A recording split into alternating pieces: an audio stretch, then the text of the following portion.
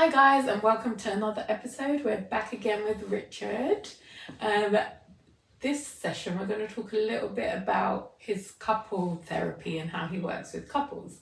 So, as you know, you said in the previous episode that you work with couples, and I just wanted to know, how important is sex in relationships?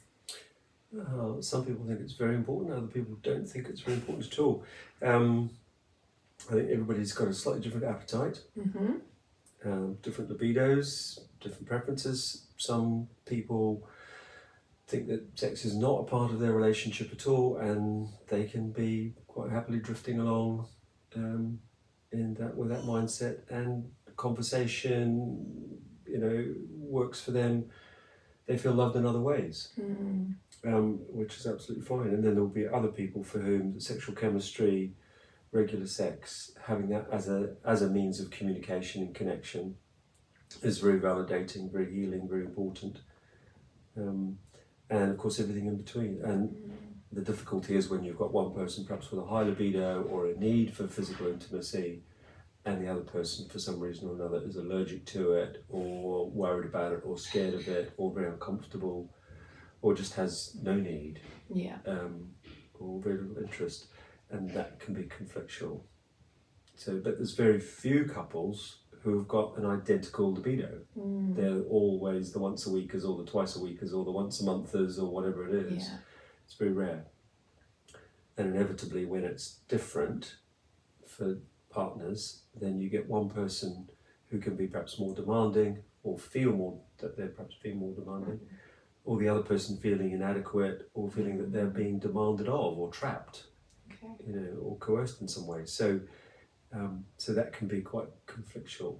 So it's not important for everybody, but it's really important for those who say it's really important. Yeah. And how does that usually come into conversation when you work with couples? It might be that they just put it right out there.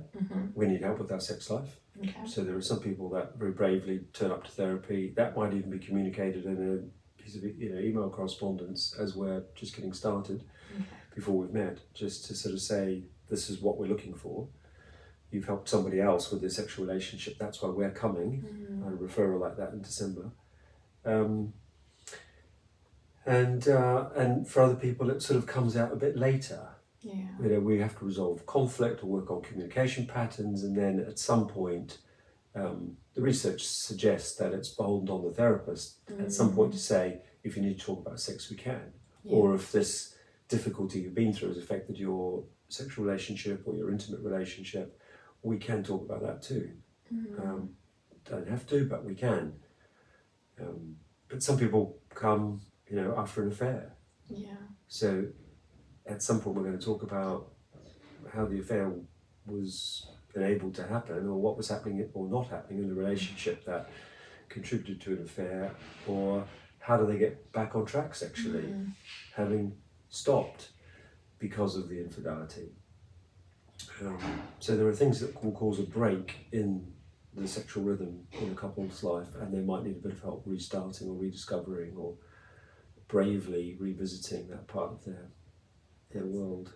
Wow. Okay. When people bring up sex and sexual intimacy within a therapy context, is there usually some stigmas or some misconceptions that usually come up with that topic? Well, everybody assumes that their relationship is worse than everybody else's. Okay. People usually think that everybody's having sex and it's like it is in the movies. It's perfect, airbrushed, Hollywood, amazing. So a lot of people are comparing themselves with that social media sort of representation, or they're comparing themselves with porn, or maybe because of porn that has been used, they're assuming that they or their partner need to behave in these particular ways, and then they might find themselves, quite disappointed or hurt or confused if that's not their experience. Yeah. I forget what the question was, but that's the answer. It was about stigmas and misconceptions. Yes. And so in terms of stigma, I think some people are a bit scared to talk about sex. So I had a couple recently, just starting with them. She said, we need help with our sex life, but he won't talk about it. And I said to him, your wife says you need help with your, that you two as a couple need help with your sex life. Would you agree with that? He said, yes. But she also says that you don't want to talk about it. I mean, she's there, she's just said it. I'm just repeating back to him what she just said to me. And he said, that's right, I don't want to talk about it. And I said, why don't you want to talk about it? He said, because I don't want another man knowing things or thinking things about me or my wife. And I said, well, I really respect your desire to keep your relationship private. But it sounds like your wife needs some help. So is it okay if I talk with her without you about your sex life? You don't want to talk about it, but if she does, is that okay? And then of course he thought, well, maybe that's not appropriate either. So that sort of helped us move safely towards he needed to be involved, but she was the one with the stronger voice. And he discovered that I could do it in a way that felt safe and respectful, that I wasn't going to get off on it. I'm there to help them communicate better. And in that case, it was erectile dysfunction, which he thought was extremely shameful. But there's some very good reasons for it in terms of perhaps physiologically, but certainly emotionally. The way they were communicating was causing him to just not feel very confident. So when I started to help him to feel respected and confident in the relationship, that of course was, we were not talking about sexual positions here, we're just talking about sexual confidence. And that was a great relief for him. We're not analysing his performance or comparing him with a porn star. We're just helping him and his partner to communicate more affectionately, more intimately, making the relationship safer, warmer, closer and stronger. That's what we're looking for. Oh wow. And even that example is just how emotionally things can affect your sex life. How do you have those conversations if you are in a couple with someone where you feel like, actually emotionally I don't feel connected to you, but I would like to feel more connected to you? What kind of questions should they be asking their partner that isn't shameful or judgmental to bring them closer together? Well, I think I like that, closer together. How could we feel closer together? When do you feel closest to me? Okay. If we did this, I would feel more close. That sort of thing. So just, it's a question that I ask, how can you make your relationship feel closer, safer, warmer, more secure? In asking those questions, sometimes sex comes up. I would feel closer to you if we had sex. Or if we, what would happen if you felt closer? Oh, we'd be more likely to have sex. So the cart and the horse kind of thing, one sort of leads to another. But relationships need to feel safe and close and open and have good enough communication for sex to happen. Although some people are very happily getting on with their sex life, never having talked about it. They seem to manage to do that as well. There's a sort of a silent sort of thing going on. And I will sometimes ask, so how do you know when your partner's in the mood? How does your partner signal you to sort of initiate? And sometimes there'll be a touch or a look or a word. Everybody's got their own little ways of kind of working that out. But it's a bit of a revelation when they start talking about it. And then they discover that their partner didn't realise that they did that, or it's a surprise to them, or something. But I kind of feel like we're on holy ground when we're getting into, very personal, intimate explanations of what is happening in the bedroom. And I want to be very respectful of people. And it's really important that we are doing that when we're in that part of the relationship, and helping people feel that there is no stigma, there's no shame, it's safe, and that this is a very important thing to talk about. If sex is important to some people and it's not to others, what is the statistics around sex and how much sex people should be having, or what is not normal for like a statistic level? It's a very broad spectrum of human behaviour. I have not personally done any research. I've got some sort of anecdotal experience from the clients I've worked with, but what I have read that references research and statistics, about 20 to 25% of people are having sex once a week. about 20 to 25% of people are having sex twice a week or 2 or 3 times a week. About 20% of people are having sex once a month. Mm-hmm. So what does that say to us about what's normal? It's very, very varied. And then there's the twice a year-ers or the everydayers. Mm. So if you think of a typical bell curve, Yeah. you've got some outliers who are very often 2 or 3 times a day or once a day or something, and then the once a yearers or the nevers Yeah. over here. And people can be happy in both of Yeah. those experiences, subject to both of them agreeing that that's kind of how they'd like to be. Yeah. And then in between, you've got the majority that are somewhere in the once a week, once a month, a couple of times a week sort of thing. But inevitably, in a couple, you might have one person with a preference for once a week and somebody else with a preference for twice a week, Yeah. as I did with one couple, and they negotiated to intercourse once a week and the other partner pleasuring the other partner once a week in between. Yeah. So somebody was getting it twice a week, the other person was only getting it once a week. They were both happy, they were meeting each other's needs, and that just needed a little bit of communication, and they arrived at that very happy place. So not that it has to be once a month, if just because one partner says that's the only time I'm in the mood. They might get in the mood if their partner initiates Yeah. in a way that works for them. Yeah. So I will often ask questions like, what is your preferred turn on? Or if your partner was to approach you, how would you like them to do that? What works and what doesn't work for you? Or if you needed to turn your partner down, what's the kindest way that they would experience you doing that? Yeah. So there's subtle, helpful pieces of communication that couples can do to increase or decrease, to modify, to accommodate, to listen, and to adjust. Cool. If a couple wanted to change their sexual intimacy patterns,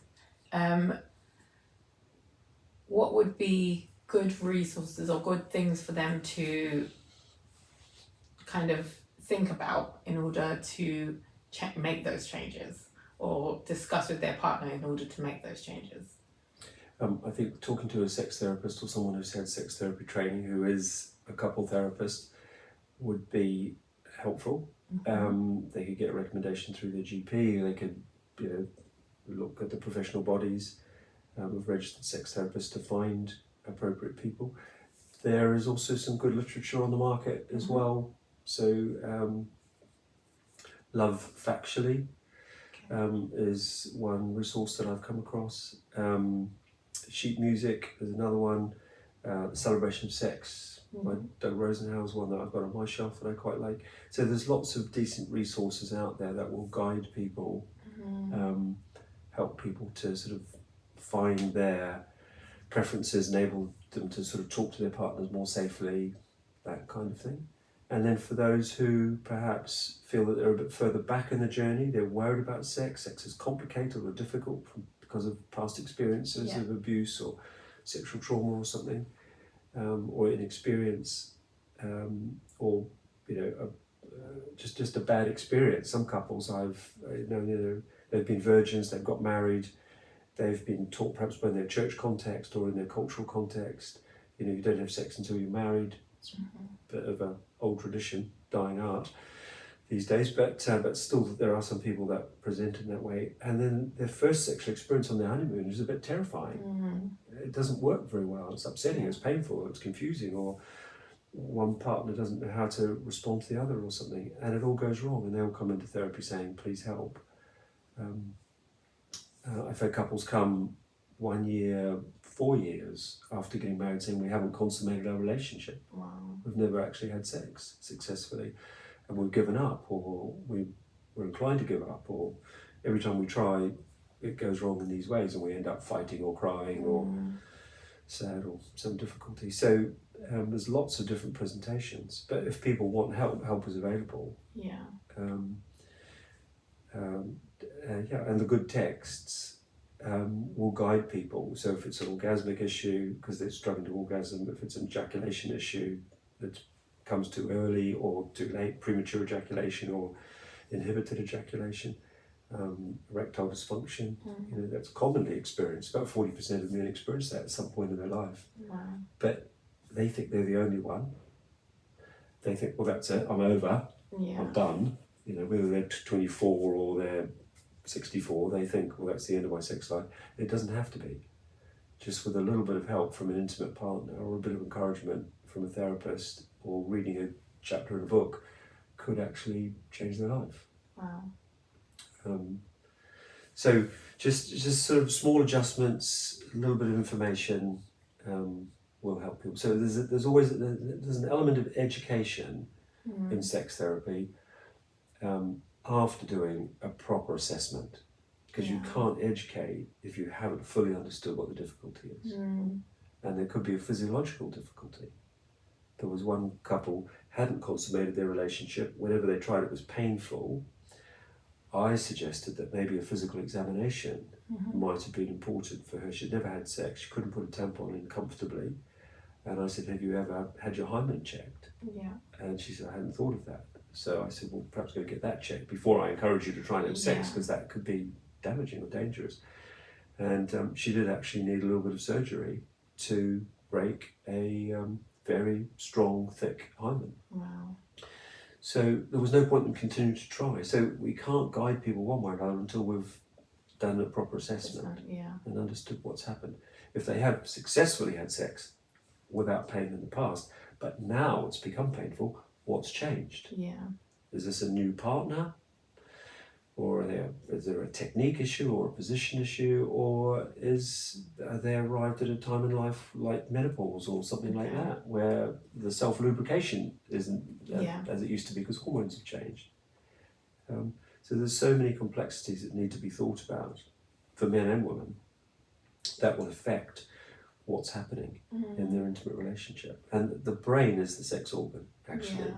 If you're feeling sexy, aroused, desired and desiring, attracted to and attractive to your partner, attracted by your partner, then you're more likely to be able to function sexually one way or another. But even then, working out how to do that. I've had couples where endometriosis has been a presenting issue for her, and having intercourse is problematic, painful and messy.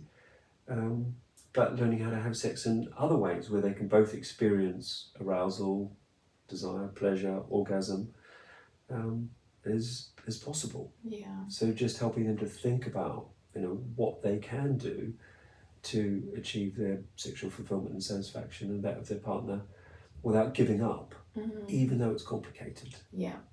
Physically, emotionally, psychologically, there will be blockages, complications or distractions, but they can be overcome with help or with good education or with a little bit of courage. Yeah. And when people do have that change, or there's like a physical part of it, do you have to refer them, or do they usually do those things by themselves? If it's medical, then I will be saying, go and get this checked out with a gynecologist, a urologist, ask your GP for a referral. There might be some elements of sex therapy that are beyond my training and experience, so I might be suggesting something else. But a good textbook, there's not much that's not in the best textbooks. But so getting your assessment right and then making the referral, if there is a physiological issue there could be it could be a change in hormones that are taking place. It could be that they've started on an antidepressant and that's killed their libido. It could be for a male that he's gained weight, or he's feeling really super stressed at work, something like that, or there's been a change of medication. These things can have a significant impact on blood pressure, blood flow, ability to focus, that sort of thing. And we need good blood flow to the genitals for both men and women to experience good sex. So these are things that people won't necessarily be thinking about. All they're thinking about is, oh, we had an argument. Yeah. And you said, don't touch me or get away from me. Or you said, oh, I can't be bothered having sex, or I don't want sex anymore. Because that fear of failure gets in the way. Yeah. Was actually, it's tweaking the medication and everything might come right again, or it might just be better communication. To know that you do desire me, or that we can have fun, or that we learn how to laugh again, or that, one of us maybe, has some physiological thing that does need to be checked out and changed or adjusted. But we don't have to fight about it. We can talk about it and work out what you prefer, what I prefer, and how we can do that together safely. Awesome. And do you have any stories or experience with couples who have, as you said earlier, there's some couples that come in as virgins and kind of get traumatized by their first experience together. Have you had any couples that have come to you with such a problem and have managed to express their need in the sexual intimacies in a way that has helped the relationship grow? Yeah, certainly. I don't want to overexpose anybody by telling a story that somebody might recognise of themselves, but usually for people that haven't consummated their relationship, they're afraid to, it's uncomfortable, it's awkward.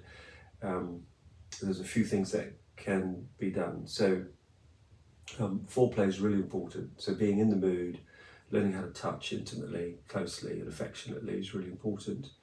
Being attracted to one's partner and feeling confident that your partner's attracted to you, that's very important. So we've got to get all that brain chemistry working to start with. And then physical touch, genital touch, so stimulation of the nipples, the thighs, the genital area, that sort of thing. If people just go straight to intercourse, it's going to be too quick. Yeah. It's going to be maybe frightening or uncomfortable or painful or something like that. So I would usually encourage, for a vagina that has never experienced a penis before, that a little bit of gentle stretching with a finger is really quite helpful. Just a little bit of gentle stretching in the lower region of the vagina. There's a pelvic bone, a pubic bone above that, so we can't stretch up, we can only stretch down, but it's all soft tissue. Don't know if this is more intimate than we wanted to get into, but I have literally had those conversations with couples saying, if he was to do a little bit of digital stretching, or if you would for yourself, that would help. And then with breathing out and breathing in, relaxing the pelvic muscle, pelvic floor, tensing and relaxing, Kegel muscle, tensing and relaxing. That's a muscle that runs like a figure 8 around the genitals and around the anus. And learning how to relax that muscle to accommodate a tampon, a penis. Relaxing enables urination, tightening stops urination. That's the muscle, if we need to identify it. And learning how to practice that. I can think of some couples where the presentation was because of abuse or sexual trauma. She couldn't relax enough, and it was just emotionally scary, let alone physically uncomfortable. And then really practicing that relaxing and using dilators. So I worked with a couple last year where for her there was a great deal of tension in that particular part of her body. So starting with using the dilators, they come in packs of sort of 5 to 10. They're different colours, they're different sizes. If I just use my fingers to just sort of describe it, so that the first one would be maybe as small as a little finger, or maybe even smaller. And she would just insert this little plastic or rubber item in the vagina, and just it needs to be well lubricated, and just sort of see how comfortable that is, just even for a couple of minutes or even a couple of seconds. And is that possible? And then maybe to wear it for a while, so slowly build up incrementally from 10 seconds to 30 seconds to 2 minutes to 5 minutes to I can wear it for 20 minutes or half an hour or something. And then when that's comfortable enough with tensing and relaxing, then maybe move to the next size. And go through the same process, and then the next size and the next size, and building up until they're up to the largest of the dilators. And I will always ask, what sort of size do we need to get to for it to resemble your partner's penis? Because that's going to be helpful. And has the hymen been broken or not? is there any gentle stretching in the lower soft tissue while you're relaxing, breathing out, as opposed to tensing up. Yeah. So think of a jellyfish swimming through the water. We need to be in that position rather than that position. Yeah. Sort of in terms of the emotional position that woman will take in her body. But it's not only women that have that difficulty. Men can lose an erection afraid that they're hurting their partner, if it's a heterosexual relationship.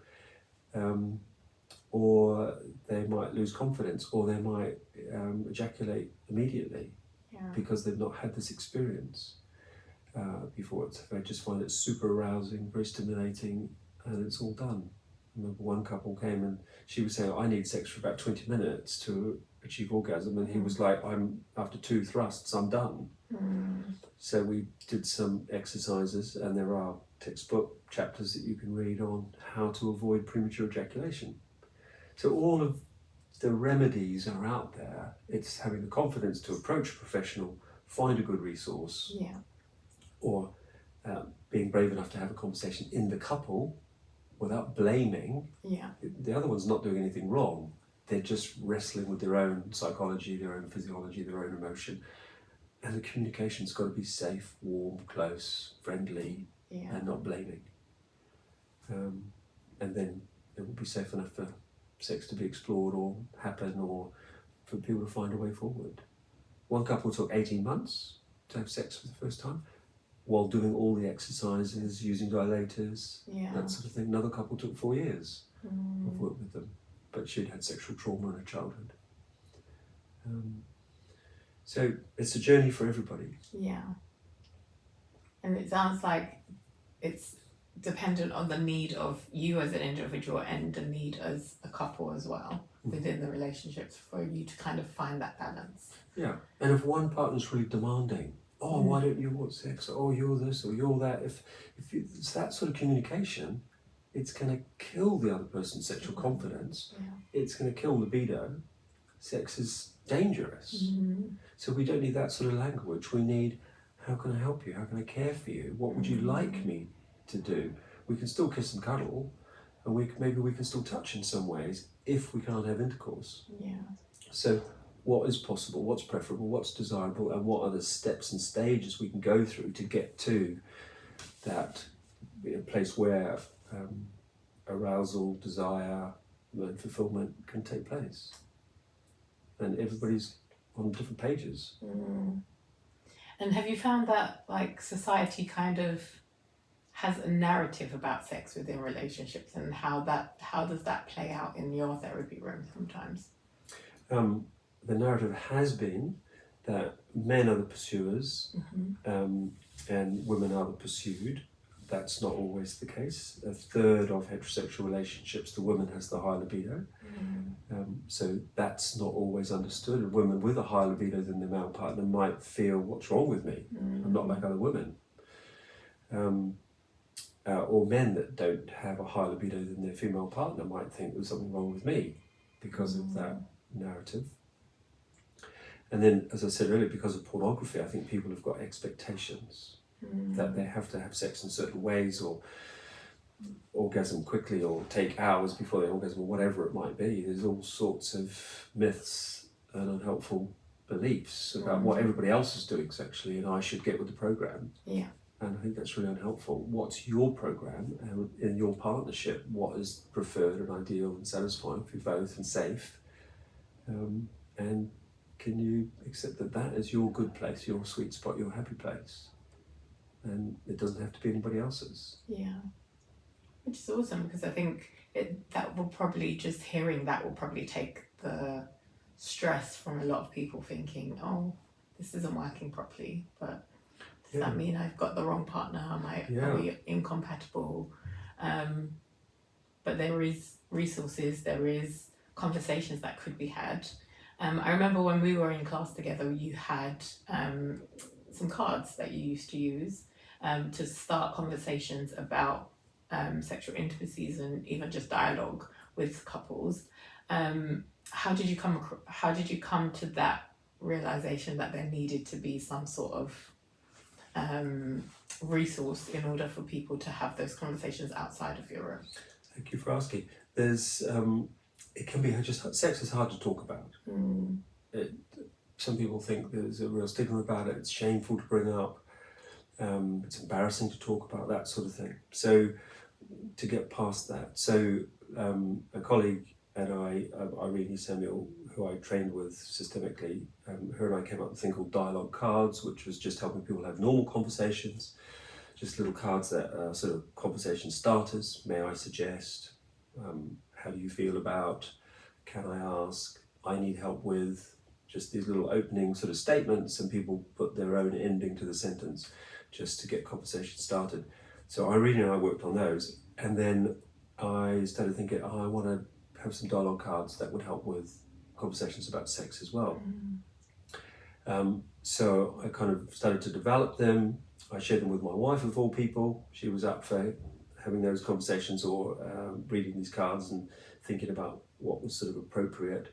And I also shared them with my daughter, who's a trained counsellor as well, and gave her a look at them. And she teaches on shame and helps people to look at their sexual relationships as well. She's quite courageous and very happy to work in that field as a young therapist herself. And so between the three of us, we've sort of written and rewritten 52 little cards, if I might. And when I say 52 cards, if you take one a week for a year and have a conversation with your partner, that's a year's worth of sex therapy. What concerns do you have about sex in our relationship? That's just a simple little question. One person can ask the other, or they can think about it and decide to have a conversation on Friday night. But I say read the card on Sunday and then have the conversation on Friday night, or decide, what do you think I understand least about your sexual concerns?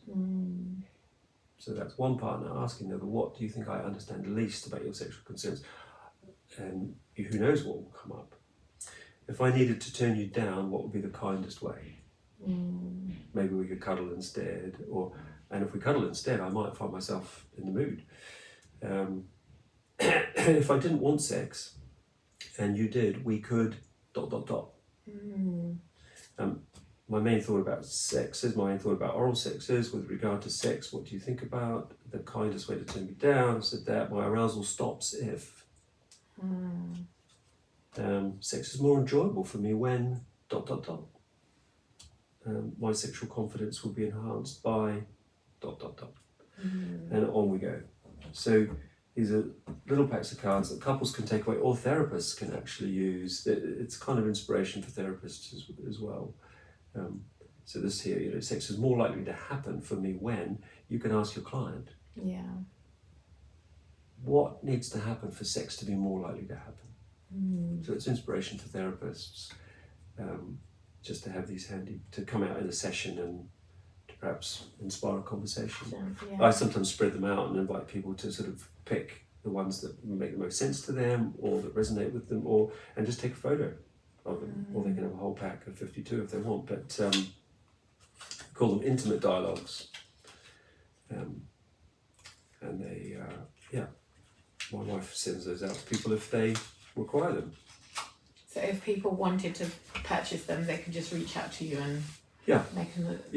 And we've got the intimate dialogues, which have nothing to do with sex, and then the dialogue cards, which have nothing to do with sex, and the intimate dialogues, which are specifically designed to help couples talk, or help therapists ask intelligent questions on that subject.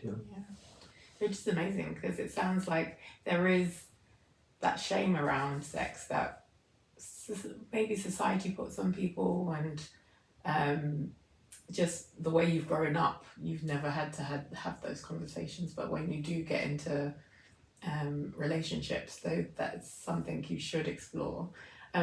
Would you advise someone who's maybe getting into a relationship or getting into marriage to have these conversations beforehand, or would you advise that these conversations kind of come up whenever they come up?